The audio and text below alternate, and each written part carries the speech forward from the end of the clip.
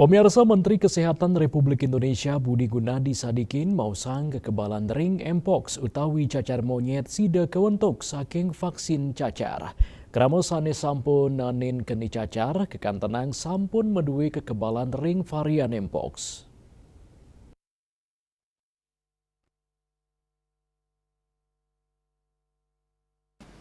Menteri Kesehatan Republik Indonesia Budi Gunadi Sadikin mausang kekebalan ring mpox utawi cacar monyet sida kawentuk saking vaksin cacar.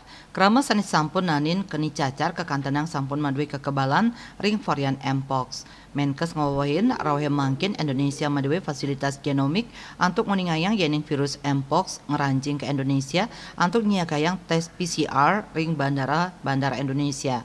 Indika inucap talang rakse mangdane kled mpox IB nenten kantos ngerancing ke Indonesia.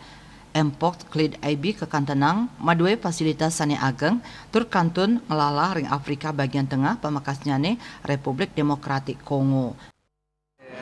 Kepada masyarakat gini, jadi mpox kaitannya sama gini. Mpox itu kan virus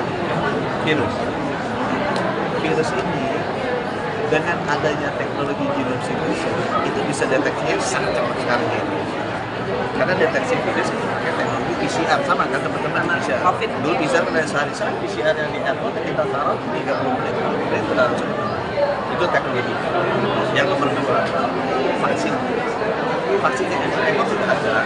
Ya sebenarnya emang kita dulu semua yang pox itu virusnya satu family. Jadi kalau kita udah pernah dicacar, sekarang ada juga daya tahan. Itu sebabnya nggak usah takut khawatir. Hampir semua kecuali yang muda-muda. Saya sih udah dicacar, ibu dicacar, ini cacar sebenarnya ada di sini. Kalau teman-teman ada berkasnya, itu sebenarnya you are already udah terproteksi ya. Jadi nggak usah terlalu khawatir bahwa ini akan terjadi. Nah itu vaksin sekarang lagi di develop sama mRNA vaksin itu menggunakan bioteknologi.